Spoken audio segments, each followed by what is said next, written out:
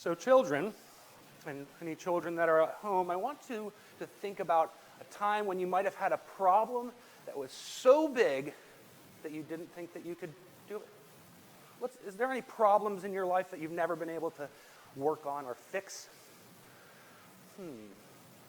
Like maybe you were out gardening and this big rock was in the ground and it was just too heavy to lift.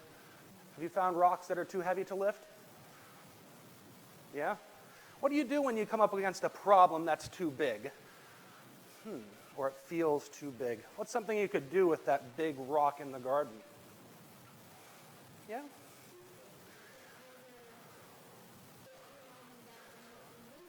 So one is you could get your mom and dad to help you move it. Yeah? Oh, yeah. And the Lord, yeah.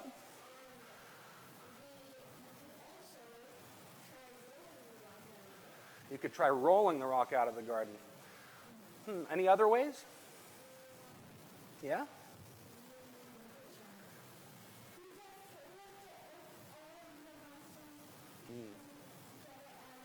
You lift it with all your muscles and you get it out of the garden.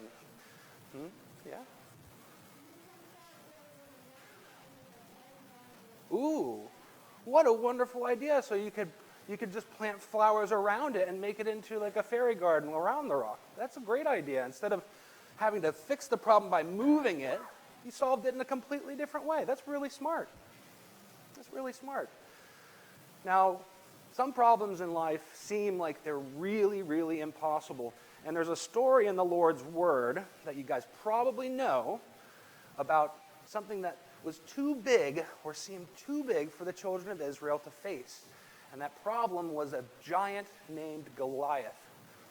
So in this story, we have the children of Israel and all of their armies are camped up on top of one mountain, and then there's a big valley that goes down into there, and then up onto another mountain, there's all of the Philistines and their armies. And instead of them just rushing into battle and having everybody just kill each other, the way that they wanted to do this battle is to have one person from each of the armies come down and fight. And whoever won, that would mean that all the other people on the other side would have to be enslaved to the people that won. So Goliath comes down as the champion of the Philistines, and he's 6.5 cubits tall. Now, we don't know what cubits are very much anymore, do we? Can you put your arm up like this?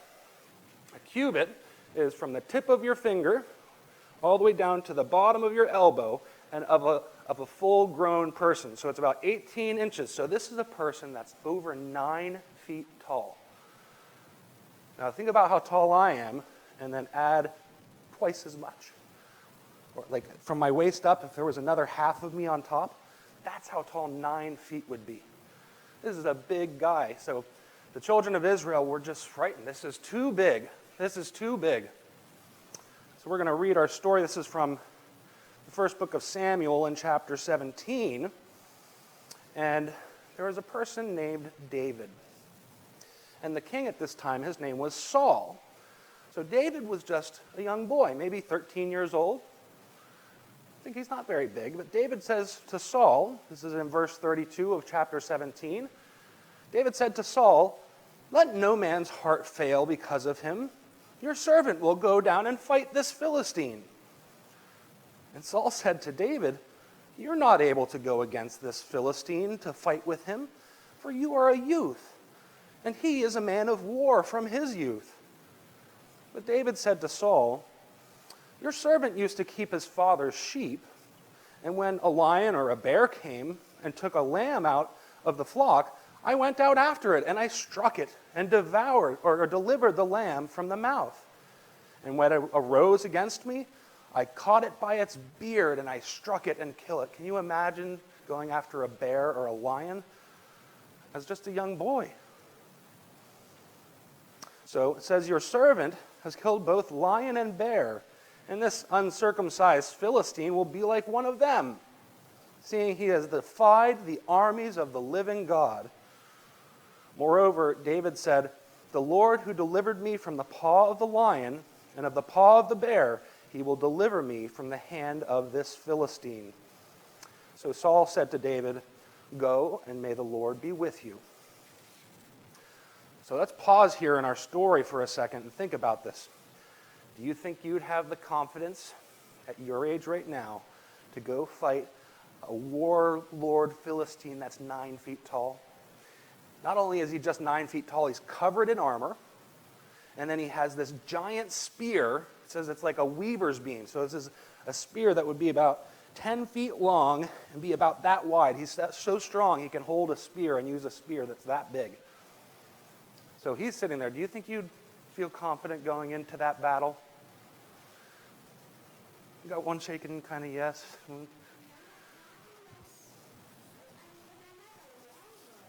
If you had a longbow, yeah.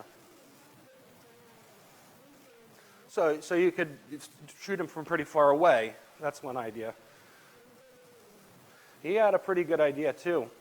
And what he did is he went, I'm going to bring this out here. He went down to the riverbed, and he went into the riverbed, and he got himself 5 smooth stones. Do you think this will kill Goliath? Yeah? You have an idea? Yeah, you think it will because you've heard the story before. You're right. Well, you know, some people just aren't very good at making peace.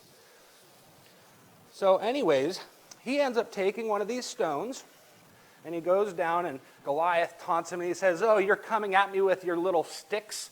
And he had a thing called a sling. So he could take a single smooth rock and put it in the sling, and he'd whip it around.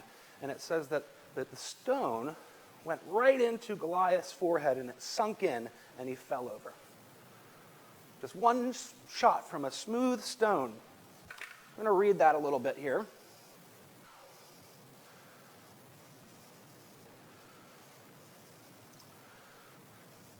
So, in verse 43, it says that the Philistines said to David, "Am I a dog that you come at me with sticks?"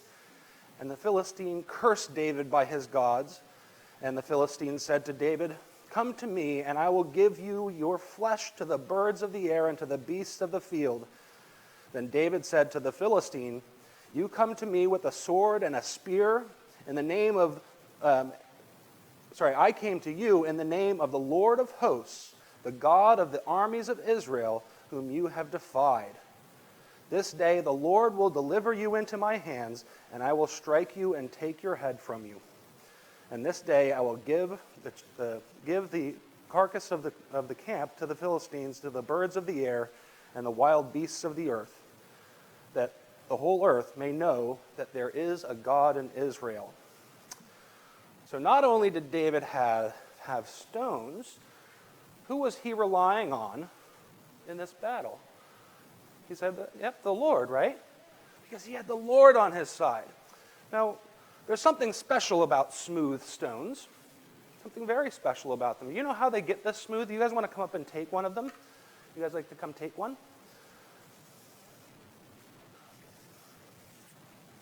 You can bring it back to your seat if you'd like. You're going to be able to take it home. But go ahead and take one and think about, how does a stone get so smooth? Yeah?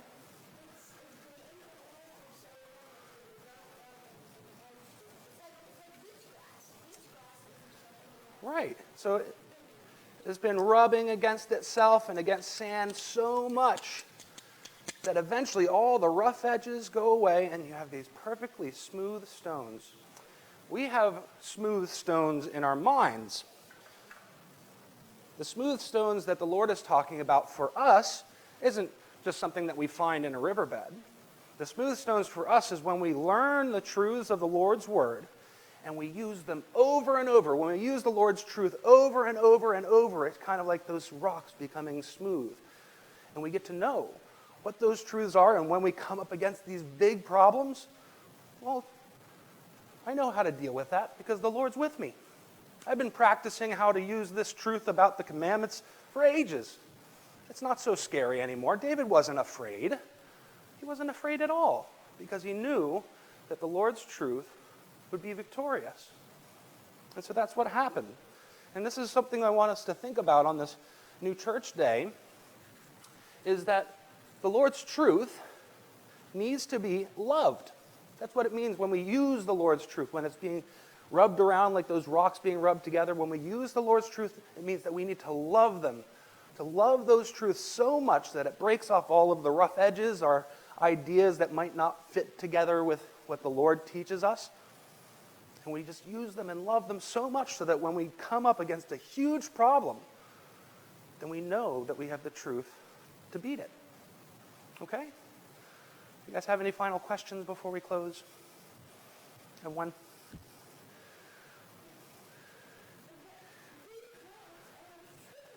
They're like skipping rocks.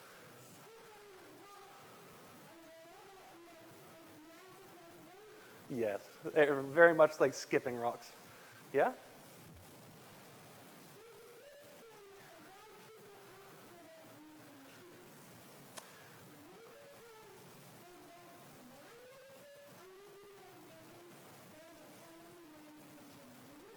That's actually very true. She was saying that, maybe one of the reasons why people aren't very good at making peace is because they don't want to, and that some people just want to think that everything is about themselves, right?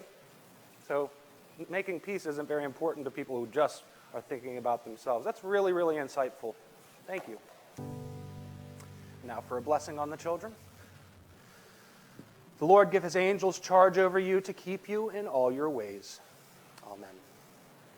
You may be seated.